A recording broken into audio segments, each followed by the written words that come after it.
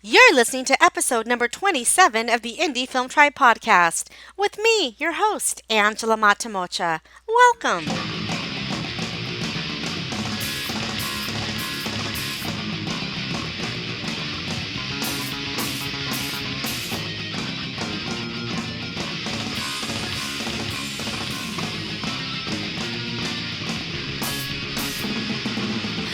Hi, good people. Hi. Angela Matamocha here of Indie Film Tribe. Thank you so much for joining me today. And as always, thank you so much for listening. Today, and I know I say this every week, but today I am super duper excited. One of the things that we are going to address in this episode is a sort of big elephant in the room, right? So the last couple of weeks we've discussed, how to write a screenplay, how to shoot a screenplay. We've talked about directing, we've talked about acting, we've talked about screenwriting, producing, even distribution, self-distribution. But one of the things that we have not yet talked about is how the heck do we get the money for our projects, right? So today's guest is not only an award-winning actor, writer, and filmmaker, but he's also known as the Kickstarter Guy for his work in helping independent filmmakers fund their dreams through crowdfunding. Here's the thing. In the last 24 months, he has helped over 75 campaigns raise $3 million. Yes, you heard that right. Raise $3 million, and currently he has an amazing 97% success rate.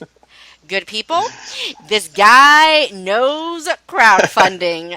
Ladies and gentlemen, I bring you Justin Giddings. Welcome! Hi. I'm so glad to be here. Oh my God, your energy is amazing. This is going to be so much fun. No, if you can't tell, I'm just super excited to talk about this with you today because this is such a huge thing for independent filmmakers, as I'm sure Yeah. you know. Um, Yeah. because I know this is going to be a very much an action-packed value episode, I want to jump right in. So, Great. tell me, what is it that you love about helping independent filmmakers create their fundraising campaigns? So, a little bit of my history actually goes into this as well. So, I went to school for acting and did the conservatory degree. I'm not well rounded. Went to a pretty good school in Cincinnati and all this kind of stuff. Came out to LA, had a lot of success. Did the series regular thing, did features and all that stuff. I've got the reps, I've got the whole thing set up. And they tell you that when you do that, you're set. Like, you get to that series regular level, you get the reps, you get the national commercials. Then you just count your money, count your future, right? Count all the chickens before they hatch. Then the show got canceled. And I was like, well, I've already made it, so no. And then I realized I was just sitting around waiting for people to give me permission, and I'm not wired like that at all. So I went to my co-star and I said, let's write this pilot together. We wrote a pilot. We wrote 2 short films. We funded those 2 short films for a little under $100,000, and all of a sudden, that was the epiphany that I could greenlight myself. And for me, as sort of woo-woo as this might sound, I know, right? It's Hollywood. We're all crazy. I really believe that films and television, that it can soothe people's souls. There are very few places on this planet where we can all get in a room together and share a laugh or share tears. And I really it's such a cliche, but like the movie theater is totally my church, where we all sit together in a quiet, dark place and experience something human together. So that's why I do what I do now. I'm now more really sort of a writer, filmmaker. And at the same time, I have this unique skill set where I can help other people do that same thing. Tell their stories. I can't produce all the documentaries in the world. I can't produce all the films in the world and their narrative content. And all these people who come to me, they have these brilliant ideas and this passion. And the fact that I basically spend the first 4 hours of my day writing or developing projects or whatever, and the second 4 hours of my day coaching people on how to do their own thing, I have the best life. I have the best life. So it's just that's the long answer. The short answer is it's extremely rewarding.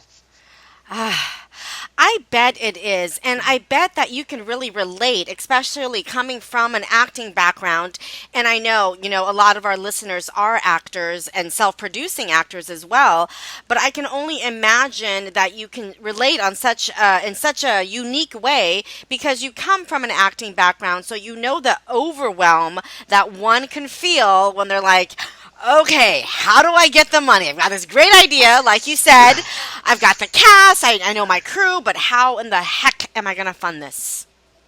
Absolutely. I mean, in all other areas, particularly as actors, it takes 10 people to say yes before actors get to do their craft. It's just a whole line of producers and agents and casting directors. And even for writers and directors, man, it's a bummer that this industry is set up in such a way where we're all just waiting for permission.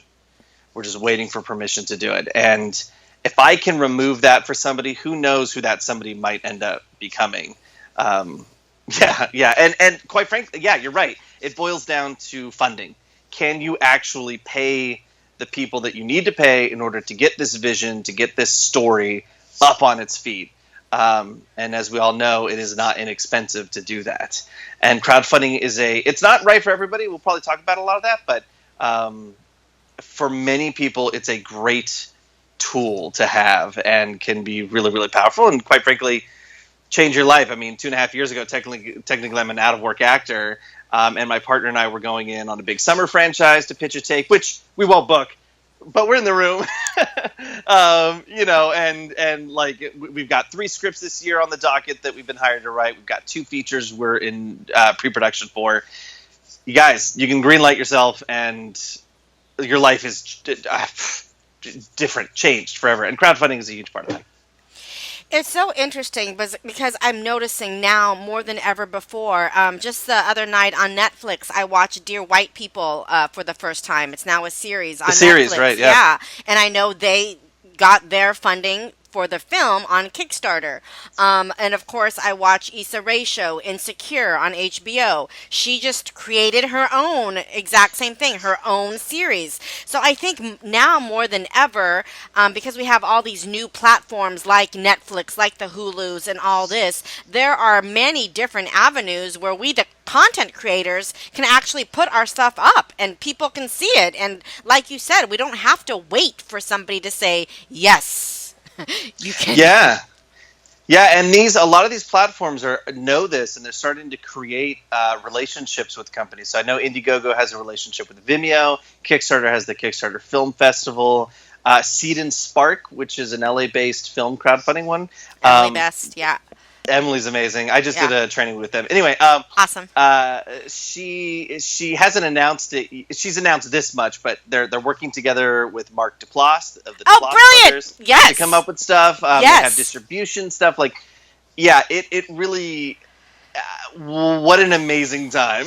Seriously, right? Right. Okay, so let me ask you about this, because this is an amazing time, because literally anyone can pick up a camera, put a campaign on Kickstarter, and fund their dream project, right?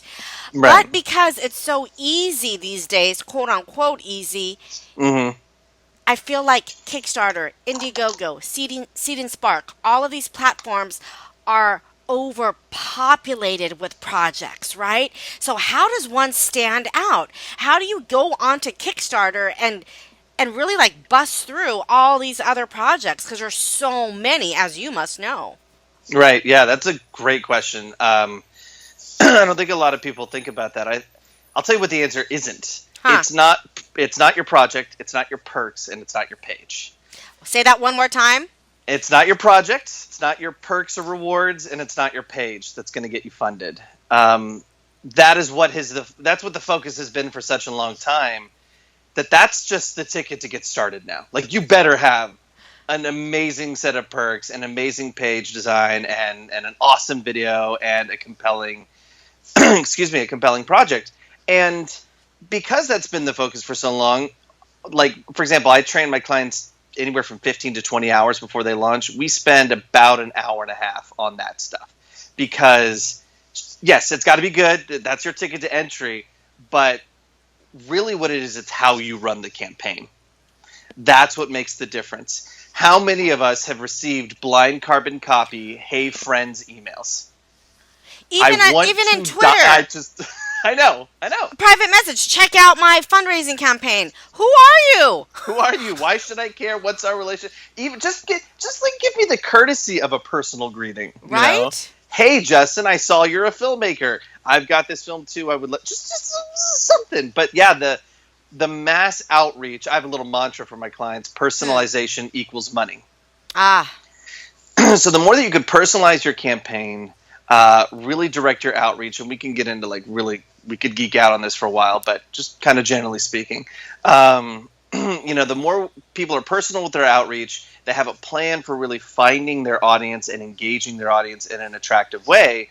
The inverse happens. Instead of annoying and bugging your friends for $5 donations, where you're begging and sometimes literally singing for your supper, you get these campaigns that are attractive. Your campaign starts breaking up the yucky mess that is all of our Facebook feeds, right? This positive, attractive, clear, targeted, passionate, authentic, specific, personal posts.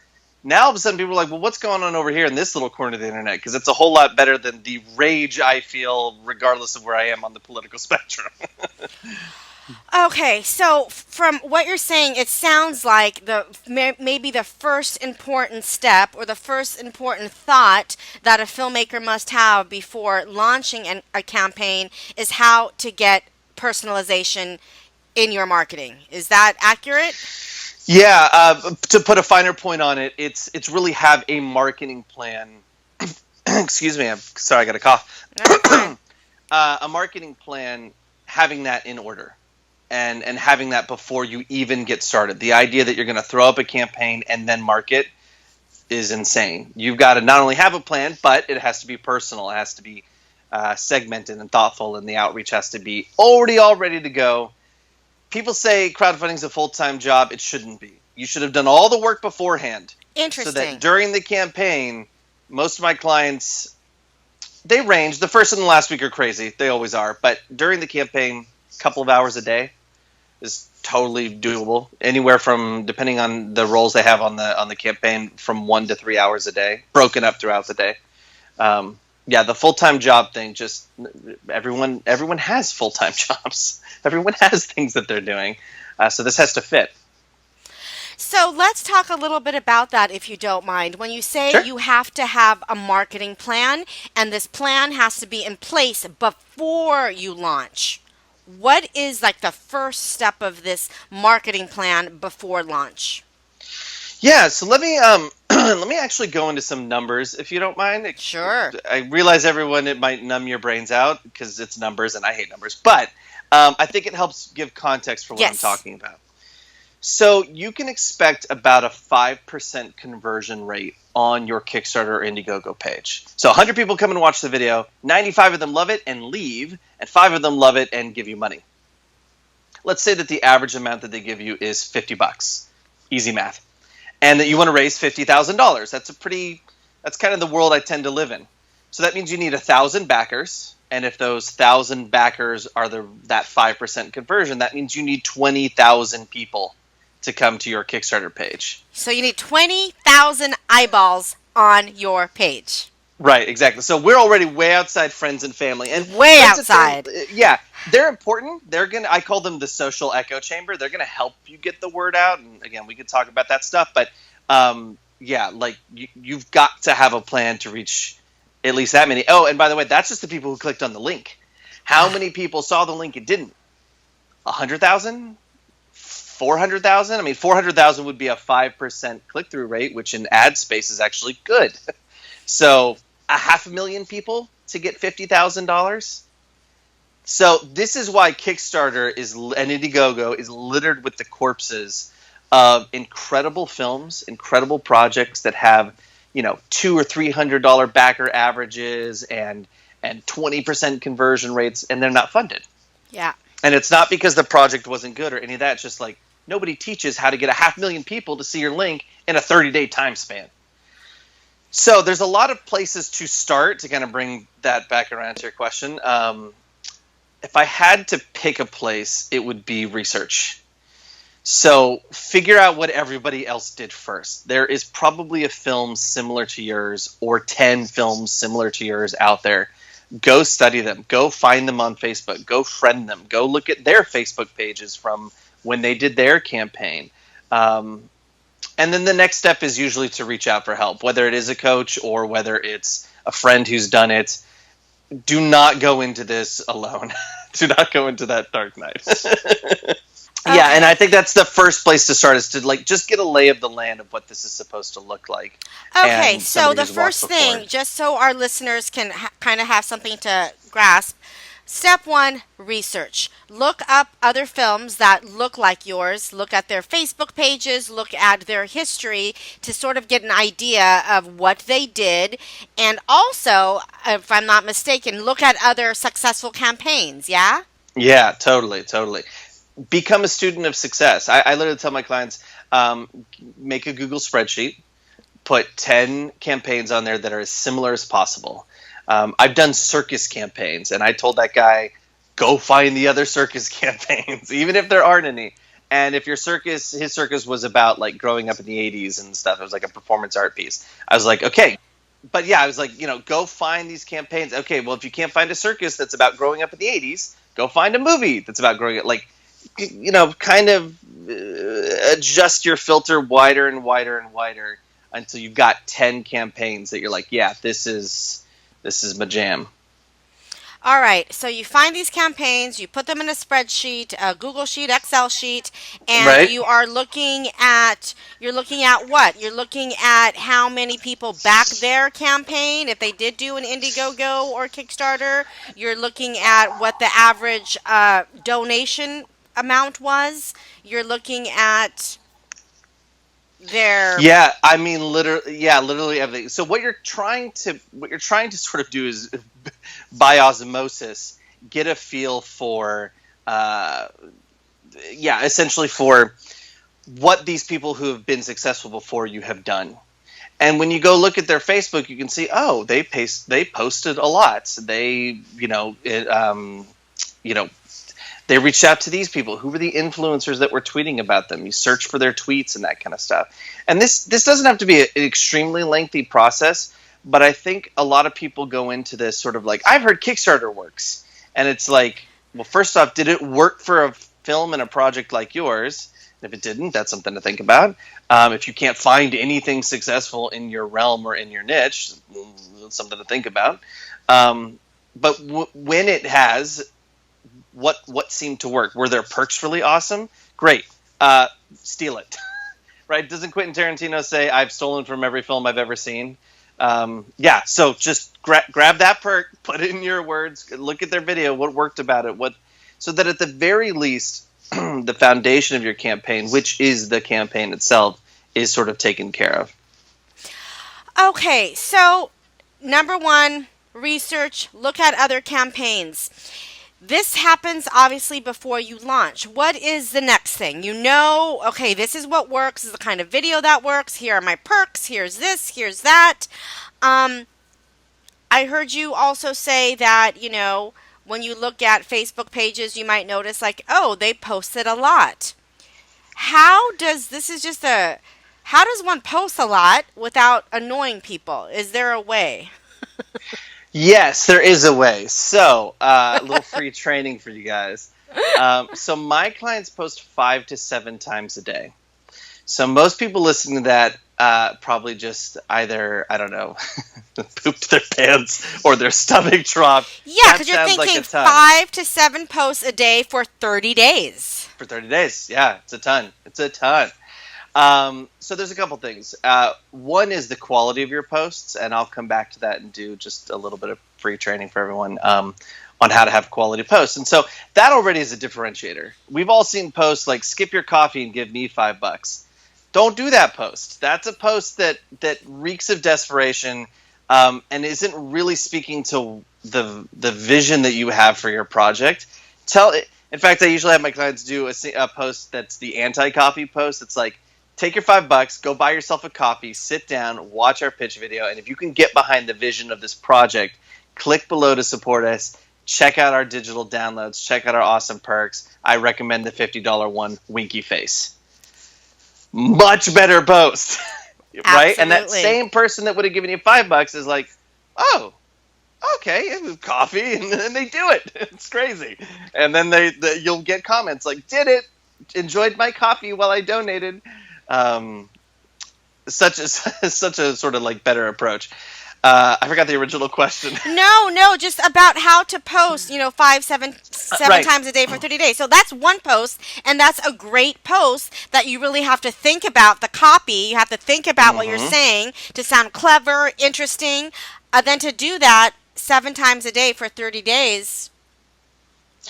Yeah. Okay. Cool. So think about the different aspects of your campaign. So you've got the project itself. That might give you a post or two. You can take a screenshot of the title page. You can talk about a story or a character arc or a piece of concept art, that kind of stuff. Most people sort of think of that, but then you can talk about the people then involved. Most film sets have 20, 30, 40, 50 crew people. Even a small project. So let's say you had 15 people. Well, you could do one profile of people involved every day and then double it and do it again for the last 15 days of the campaign. There's a single post every single day for the entirety of the campaign. You can talk about events. You can talk about goals that you're trying to reach. You can highlight a certain perk that you want to reach. People think the big number, the 7 posts a day for 30 days. But if you really break it down, that's just a couple of posts a day, 5 posts a day, and you think about the different aspects of your training. Now, I give my clients a little checklist that has categories that they can sort of pull from. One of the fun categories are daily themes. So remember, like Throwback Thursday is a really good example. Right. So you can throw back to any time. You can throw back to yesterday when you hit an awesome goal. You can throw back to you in a bathtub going, who knew this lady would grow up to be the badass chica director that she is today? Right. That's so compelling. Click below to help this little girl's dreams come true. Link. Right. One thing I like is on Monday, another little free. I'm just giving out the training. Monday is Meme Monday. Internet memes. People love internet memes. So the Dos Equis guy going, I don't always donate to annoying Kickstarter campaigns, but when I do, it's to website.com. That's awesome. Isn't that so much better than That's great. All the political stuff that's on our feed? That's gonna pop. That's gonna excite people. I love that. And I promised that I would talk about how to make your posts quality. So here's a little filter that you can use. It's an acronym, APPS. Like there's an apps for that. I thought I was so clever when I came up with that. So A stands for authenticity, being yourself, using your voice. If you are a emojis, exclamation points kind of person, don't change. Don't be like hard nosed or like, hey, if you're my friend. Da, da, da, da. If you're kind of a snarky jerk or you're really intense, kind of in your face sort of person, don't all of a sudden be the other thing, because then that inauthenticity will undercut you. I've got a friend who would say things like, if you call yourself a friend on Facebook and don't donate, I'm going to come to your house and with my rock hard abs, I'm going to steal your wife away. LOL. And he would get hundreds of dollars thrown at him. The one time I tried to if you call myself a friend post was the one time I got like, that is rude. I hate you. I will message you. Because I'm an emojis exclamation points guy. So that's authenticity. Passion is the first P. Have a point of view, right? Be emotional. Be vulnerable. Why are you making this film? Even dig deeper than some of the sort of catchwords. Don't focus on like the themes or the maybe the subsection of the population that you're really focused on. That's valuable. There is time for those posts, but the reason we want to support your campaign isn't just because it checks a social box that we all want to see more of or something like that. Tell us like why you care. You specifically, the person, not the makeup, of what you are. Tell us why we should care, right? it's okay. I've seen people talk about the death of their parents being, and that being a very successful post. Not because you're using that to manipulate people, but because that is why you're making the film, right? Right. You know, I don't want to get too dark, but dark subjects that touches people's lives, like there's no other way to talk about it than be open and vulnerable about it. So that's passion. The next P is personalization. Think about your target market, who's listening to this. If you're highlighting a perk about headshots or something that your camera buddy's going to do, talk actor talk in that post. But then when you're talking about the cool artwork, think about like the fan art geeks, that might be really into that or something like that, right? Just generally speaking, ask yourself, am I really clear about who I'm speaking to? Who is that? Literally visualize a person in front of you when you're reading those emails or reading those tweets, and talk to a person, a specific person, which leads me to S, specificity. We're all artists. We all know what that means. Be specific. I'd rather hear, instead of, we're so close to hitting $10,000, please help. We're $157 away from hitting 10,000. Who wants to help put us over the edge? I will love you forever. Click here to be our Superman link. You know what I mean? Awesome. So much better than, just money. So that's apps. That should help the quality of your emails and your posts and your outreach and all that kind of stuff. And then, just take a breath when you think about those big numbers. And we could talk about why you need those numbers. The short answer is if you don't do it, Facebook will never show your stuff to anybody. That's the short answer. So you got to post a lot. That algorithm. Yep. And I wanted to ask you this.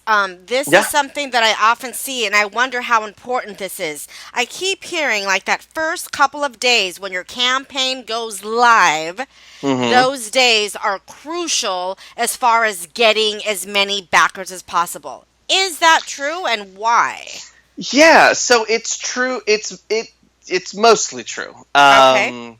So a lot of people subscribe to the school of thought, get 30% of your funding before you've even launched. I've never done that once for any of my clients.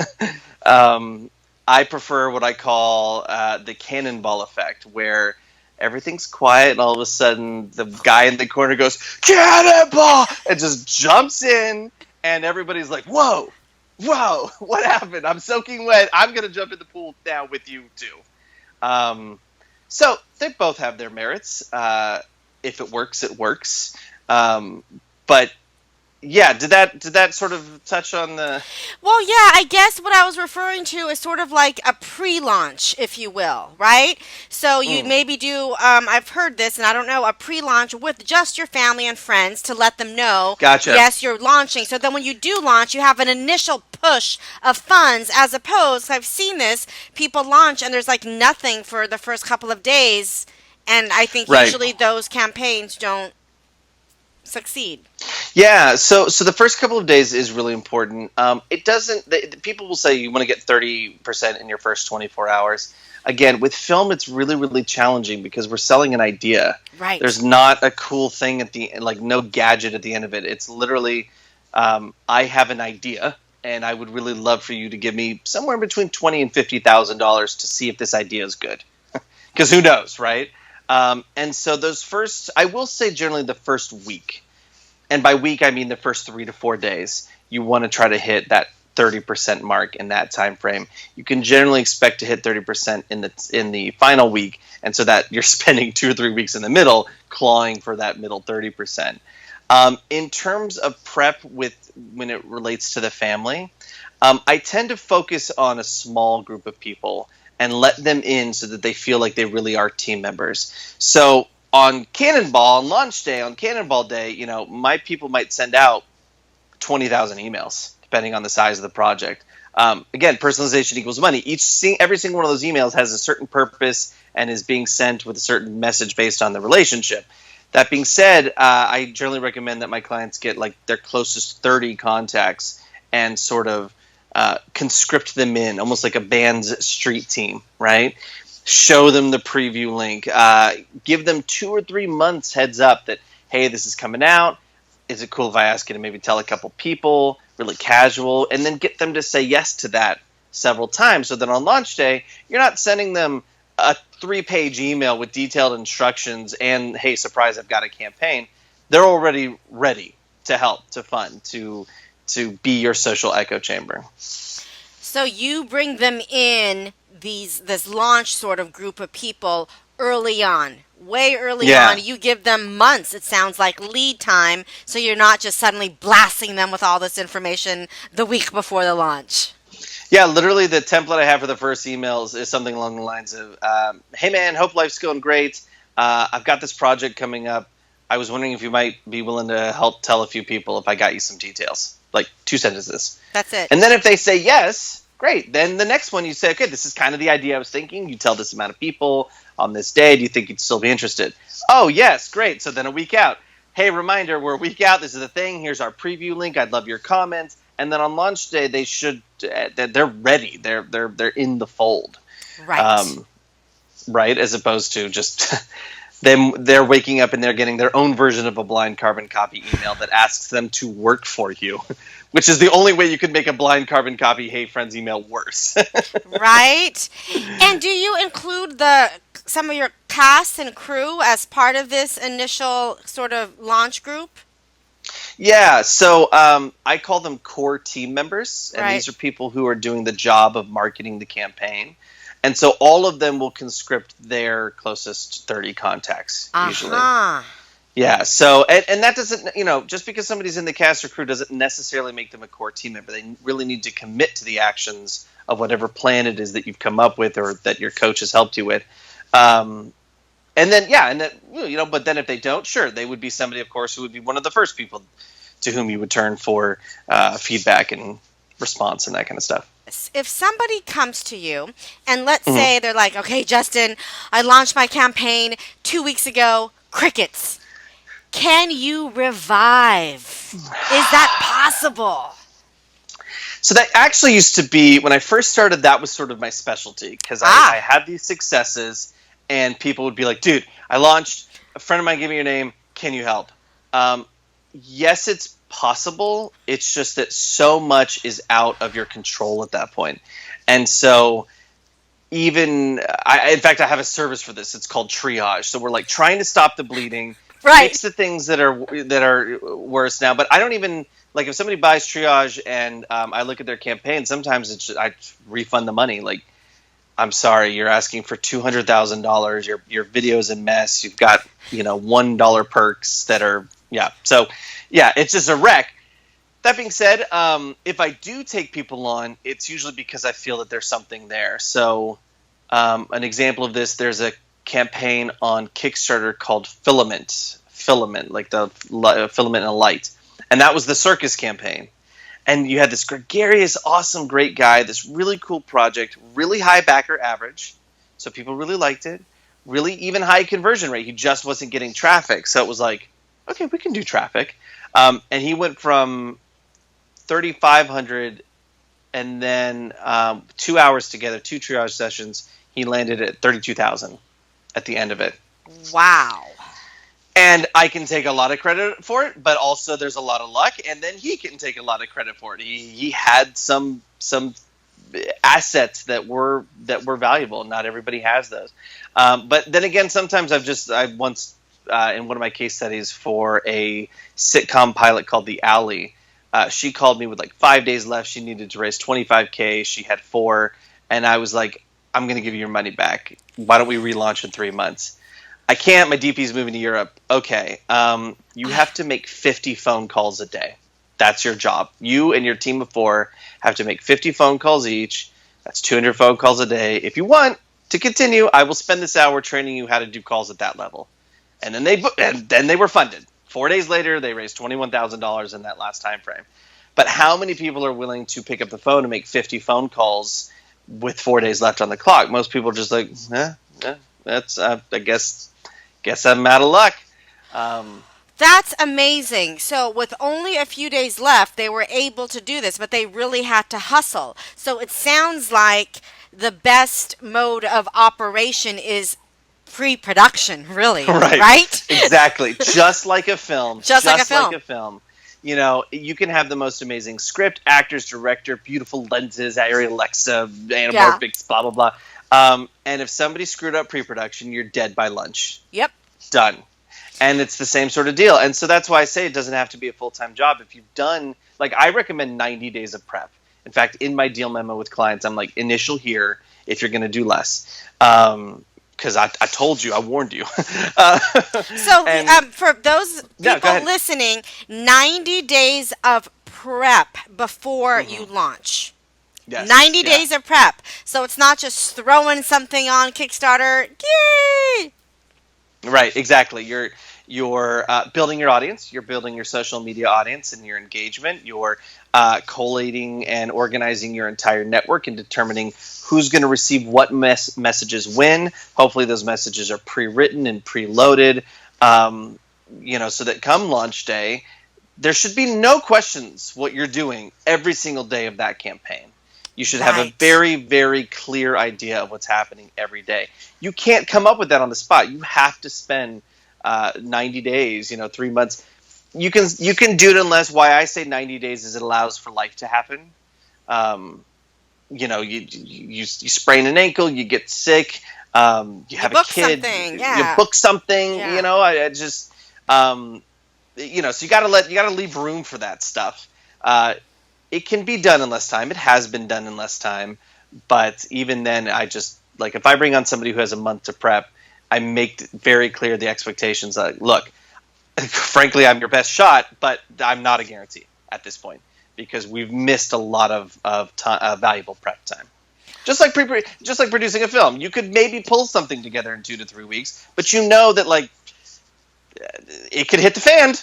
Hit the fan. And it usually does. So try not to do that next time. I heard you talk about traffic. This one, the circus project, everything looked great, but they weren't able to get traffic.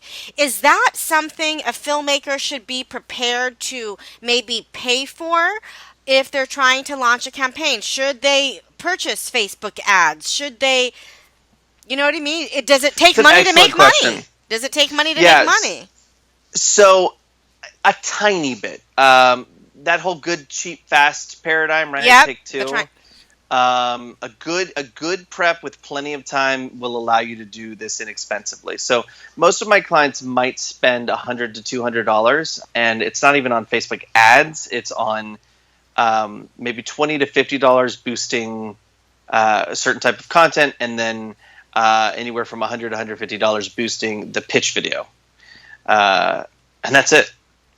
And so what you really need then is a multiplier. So again, a little free training for everyone listening. Let's say you've got your pitch video and you put it up on Facebook and you leave it there. You're going to get a couple hundred views. Facebook's not going to show it to anybody. But the moment maybe your team, for example, because that's your multiplier as a filmmaker, are these people who are passionate and working on it, if they all share that video from the page onto their own personal profile, for example, that thing will get, just that alone would get anywhere from 10 to 30,000 views. If every single day they just shared it because Facebook's looking for content it thinks its users are going to like. That's how it's going to keep you on Facebook, so it can creepily sell your information to advertisers. You clicked on something on Amazon and it follows you for the rest of your existence. Those pixels, boy. So Facebook is looking like, okay, what content is cool? And when there's a page in this little corner of the internet that's got a video being shared 10, 15 times a day, it's like, oh, okay, well, let's make sure all of their friends know, and all of their friends, and all of a sudden you've got organic traffic. Now, if you boost that post as well, $1 a day, $5 a day for the life of the campaign, I've seen just that one post get 50 to 100,000 views, post reach. So we're aiming for 500,000. I just gave you 20% of that traffic in one tiny little post. And there's a lot of these little things that you stack on top of each other in order to get 500,000 people to see your link, so that a certain amount of them click through, so that 5% of those people give you money. Just so I'm clear, you are saying to share the video from your Kickstarter campaign. So it's not the link that you're sharing, you're uploading the video into your actual Facebook feed. So that's different than sharing a link, right? Exactly. Facebook hates links. Right. because a link means you're leaving Facebook. Right. And Facebook doesn't want you to do that because it's creepy. So you upload the video directly to the page, and like a capital P page, like Facebook page. So you directly upload it, and then you have your team share it from the page, capital P page, fan page, business page, right, onto your own personal profile, which is where your timeline lives and that kind of stuff. And then, of course, you can set it up so that when people click on that video, it automatically clicks through to the campaign page. This is fantastic. It sounds like a lot of kind of marketing know-how is a big part of having a successful campaign. Yeah, and this is why people like me exist. Is quite frankly, it's tough to synthesize all that information. I had a bit of a background already, and I did a ton of research and still struggled. That doesn't mean, of course, that you have to have a coach to be successful. It just means that you got to have something. You better have done a ton of research. You better have a plan. You better know going into this, I need to feel comfortable that I might be able to get 500,000 people to look at my link, or 100,000 people, or 10,000 people. I mean, even tiny campaigns, they're not immune to sort of the necessities of marketing and traffic. Okay, so for those people listening, and again, I really want people to feel like that this is doable, and I love how you're laying out the foundation of what you actually have to do for this to be doable and a success. So research is in order for sure. Building a team that's going to support you, because you can't do this alone, it sounds like. Right. No. Don't do it alone. Don't do it alone. Don't do it alone. And prep time, like pre-production, you've done your research, you have a team, you're prepping for 3 months, posts, what to post, when to post, who to post. And you're also, is this part of building your audience then? Yeah, so you're hopefully in this time you're building your audience. You've set up a Facebook page, you've set up a Twitter account, you've figured out where your audience is already at.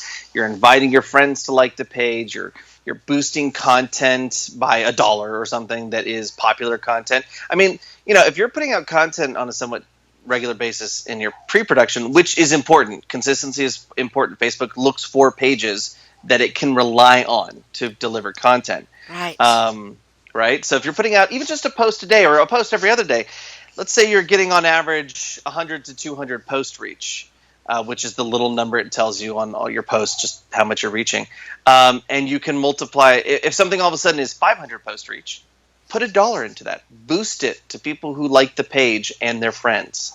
There's some free likes for you, right? Because people tend to hang out together like birds of a feather, right? So if you're delivering the content to your own likes, which is important because then Facebook will continue to do that. But then you can also, get new people into the fold, so to speak. Oh my gosh, Justin, this is amazing. And I know I can talk to you all day, and we can't. So I just want to go down the list here of, like, I guess the most important thing, and tell me if I've got this right. Research is number one. Make sure you have a team. Have plenty of time, 2 months, and then what? Is that it? Then you launch. I mean, then you launch. Everyone's welcome to get a free consultation with me through my website, which we'll go over. But that's kind of the main 3 points that I say, because if you can check those 3 boxes, if you have a plan based on good research and you have an approach, and you've got a multiplier, in this case a team and a tiny bit of ad money, and you've got an adequate amount of time to put all those things together, so Kickstarter publishes their success rates. And for film, the highest success rate is 24%, and that's for films under $10,000. So you've already got a 3 out of 4 chance you're going to fail, and that's under $10K. You hit $100,000, it's a 0.2% success rate. 99.8% failure rate. And it's like an exponential curve downward. So like at 50,000, it's still like single digits, like 5-6% success rate. But what it really is it's a 0% success rate, lots of those people, and then a 100% success rate for a small group of people, right? So what are the 100% success rate people doing? You know what I mean? Like, they were successful, they hit the goal, they hit 100%. Everybody else was, particularly in Kickstarter, total failure. What did they do differently? And it's because whether they knew it or not, look, building an audience, you're building an audience every day. In fact, I tell people, be careful about what you post on Facebook and social media. There are a lot of things worth getting riled up about right now, and I respect that there is a need for that expression and a place for people to come together, kind of get mad together to get change going. But at the same time, just remember that, like, that's your audience. So is that the message you want for your audience to hear? Because there's going to come a day where you're going to have a movie that comes out, or a film that you're in, right, or a reel that you want people to see, or headshots that you want people to judge. And how you have managed and built your audience so far is going to come into that hugely. Really play into the success or failure of that. So you're always building an audience. You're always doing it. So are you doing it strategically and thoughtfully, or is our social media just a soapbox for you to express your opinion? That's fine, but it's just not good audience building.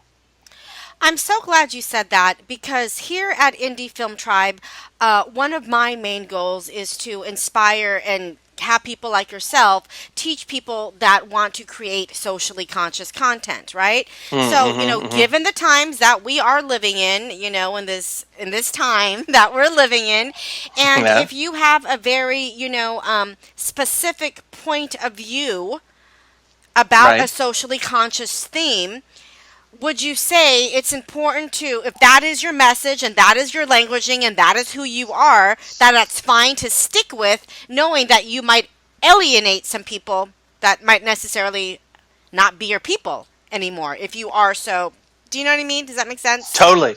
Absolutely. And I 100% agree. In fact, there's a book that everybody can get. It's a free book, and I recommend it. You can get it through my website. So it's the kickstarterguy.com/expert secrets. So the kickstarterguy.com/expert secrets. And it's a free book. All you do is pay for shipping. It's by a guy that I work with who's kind of incredible and amazing. And he talks about building a movement. And he actually really leans into having a controversial message and vision and story. Let's take the two big ones, right? Jesus and Hitler. It's crazy weird, right? Okay, we're talking Hitler, guys. This is an intense podcast. But both of these people had extraordinarily polarizing messages. Yes. And authentically stood behind them. Yes. And learned how to find the people who could also get behind them. And both of them had a nearly immeasurable mark on our world, right? Absolutely. And so, you look at these, and so, yeah, particularly if you're doing social content, that's where that authenticity and that passion comes from. It's okay if you are alienating people. Again, it's about being thoughtful and strategic. Don't alienate people because you're not being thoughtful and strategic. Alienate people because you have something you want to say, damn it.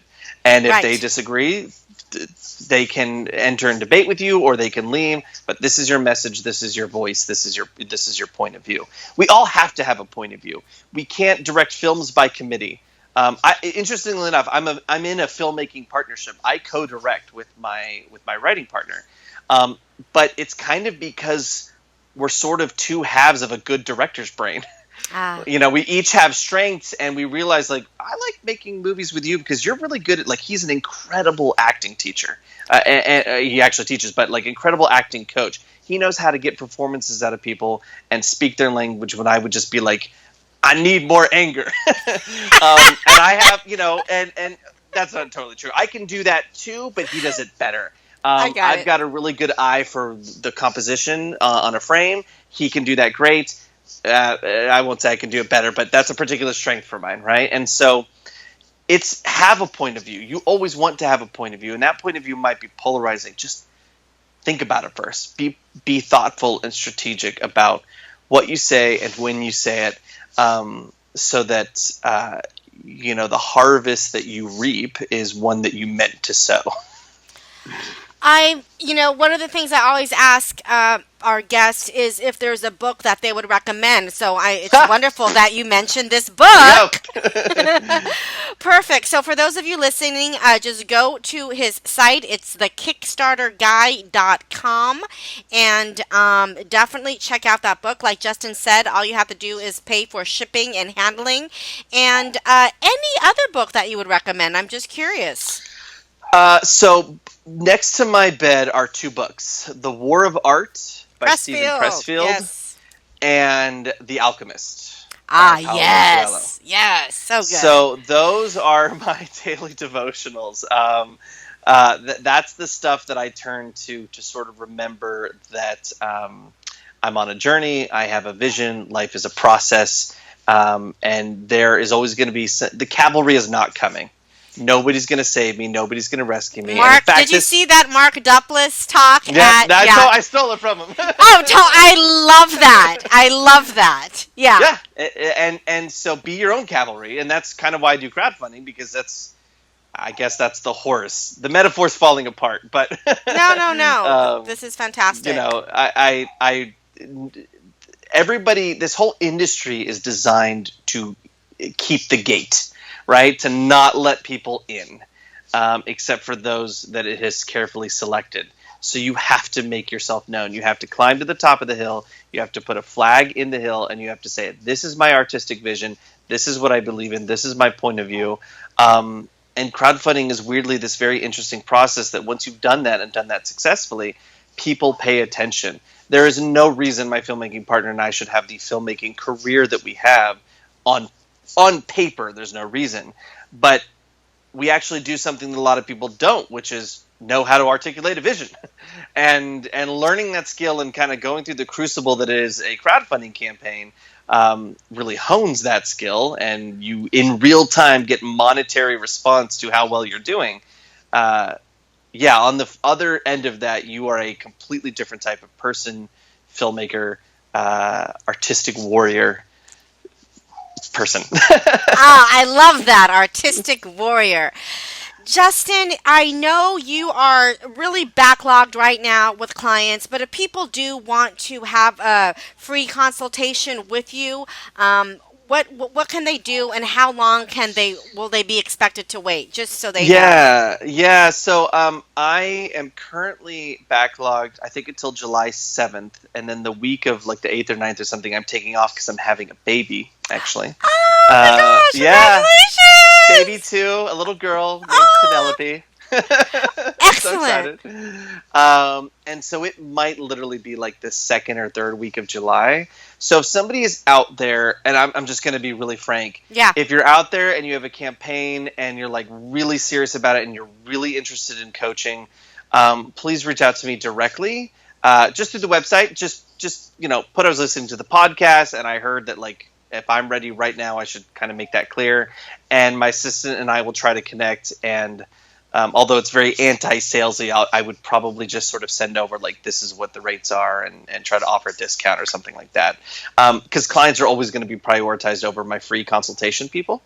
If you're not in a particular rush, just the KickstarterGuy.com. Right there is a questionnaire where you can fill out the information about your project. It will take you to a link where you can schedule yourself for an appointment. It's just that's what's backlogged for a month. Jeez. Or three and a half weeks, 4 weeks. Oh my gosh. Okay, so just to recap, for people that are not able to connect with you, or they want to launch, but they know that you're going to be in baby time, they've got to research, right? They need some lead time, 3 months maybe. They need a team, and they need a strategy, a plan. Yep, and a little bit of money for some little bit of marketing dollars, yeah? Just a little bit of marketing dollars. The idea is that literally you're boosting stuff that's already working. And so you're the marketing fairy. You're sprinkling $1 here, sprinkling $1 there. And then I do recommend taking your pitch video, uploading it to your page, pinning it to the top of your page, and boosting the crap out of that. That's the only time I ever say to boost before the post has proven itself to you. Don't post something because you think it's cool. Facebook's algorithm probably doesn't. It's weird how often it disagrees about the type of content. So post the stuff that is getting a lot of engagement, a lot of likes, a lot of comments, has a lot of post reach already. It's already got organic legs. Then you can put a little ad money into it. Justin, now just for some philosophical fun, if you will. I was a philosophy minor, so bring it. Let's do it. All right, all right. Do you, Justin, feel like you were put on this planet at this particular time for a specific reason, or do you feel that your being here is random? Well, we just dived in, didn't we? I do believe I'm sort of like a theological existentialist, which is just a bunch of fancy words that basically means that, like, I believe that we have meaning, but I'm not naive enough to demand that there is an absolute meaning. We make our meaning. I do believe that I have a purpose, and that purpose really is expressed artistically. That I look around at the world and I see a lot of pain and suffering and thoughtlessness and selfishness. And when we create art, I really believe that my wife always makes fun of me, shamans. That's the correct pronunciation. Yeah. I always say shamans. Shaman, yeah. I say shamans shaman. or something. So that we're shamans, which it basically means we connect the earth to the divine. And that is totally different for everybody. I don't mean any necessarily sort of religious thing. I just mean that there are higher versions of ourselves and of humanity that we all ascribe to be, and art is, to me, the tool I feel blessed and honored to have to do that. And like I said, to bring it all back around, and that's why I do crowdfunding coaching, is because I'm not the only one that has that feeling and feels that they have that purpose. And so the fact that, like, half my day is helping other people do that thing is cool. I have the best life. So yeah, I think we're here for a purpose, and I'm lucky to have found mine. And with that, we are out. Thank you so much, Justin, for joining me today. This has just been terrific. And thank you, Indie Film Tribe, for hanging out with Justin and I today. Yeah, thanks everyone. Until next time. Bye. Peace.